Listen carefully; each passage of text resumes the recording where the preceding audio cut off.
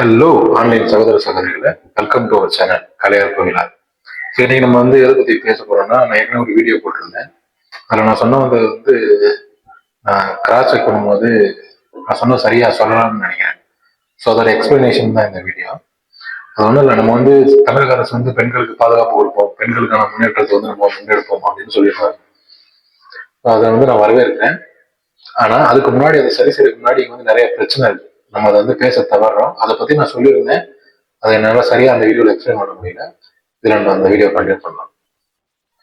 இது இன்ஸ்டாகிராம்ல இந்த 399 ரூபா சப்ஸ்கிரைப் பண்ண பிரைவேட் வீடியோஸ் போடுற பெண்கள் இங்க நிறைய பேர் இருக்காங்க. பணம் பிரதானமான பிறகு பணத்தை நோக்கி வாழ்க்கை ஓடும் போது பணத்துக்கு பின்னாடி போற பெண்ணுகள் இன்ஸ்டாகிராம்ல எவ்வளவு வீடியோ போடுறாங்க. நீங்க ஃபேஸ்புக்ல கூட பார்க்கலாம். ஃபேஸ்புக்ல நீங்க பாத்தீங்கன்னா வாட்ஸ்அப் ஒன்லி, கால் ஒன்லின்னு சொல்லி நிறைய பொண்ணுங்களோட போட்டோஸ் இருக்கும். அது போக ஆன்லைன்ல நீங்க பொண்ணுங்கள்ட்ட பேச கூச்சப்படுறீங்களா, வெக்கப்படுறீங்களா, இந்த ஆப்பை பயன்படுத்துங்க, அந்த ஆப்பை பயன்படுத்துங்க, 1000 ஆப் இருக்கு. ஆணோட சபலத்தையும் ஆணோட லஸ்டையும் பயன்படுத்தி பணம் சம்பாதிக்க இங்க ஆயிரக்கணக்கான பேர் காத்துக்கிட்டு இருக்காங்க. ஸோ அப்படி இருக்கும்போது அவங்ககிட்ட இருந்து நீங்க எப்படி பாதுகாப்பு கொடுப்பீங்க அப்படின்னு நான் கேட்க வந்தேன்.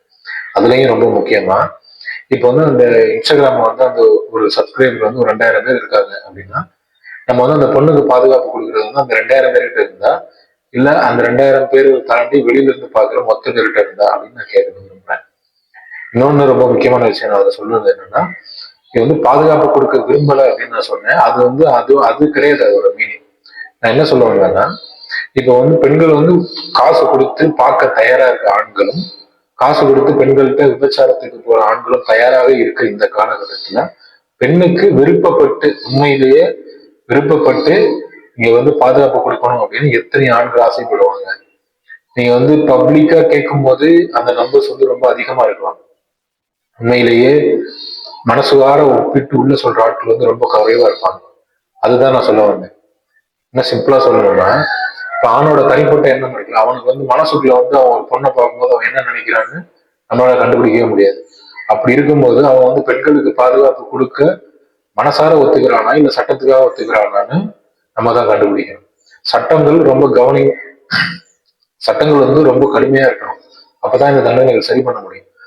அப்படி சட்டங்கள் கடுமையாக இருக்கும்போது அது ஆணுக்கும் பெண்ணுக்கும் சமமானதா இருக்கணும். இப்ப நிறைய சட்டங்கள் பெண்கள் பாதுகாப்புக்காக போடப்பட்ட நிறைய சட்டங்கள் பெண்களுக்கு, அதாவது ஆண்களுக்கு எதிராக பயன்படுத்துறவங்களுக்கு தான் ரொம்ப அதிகமா பயன்படுது, பெண்கள் பாதுகாப்பை விட.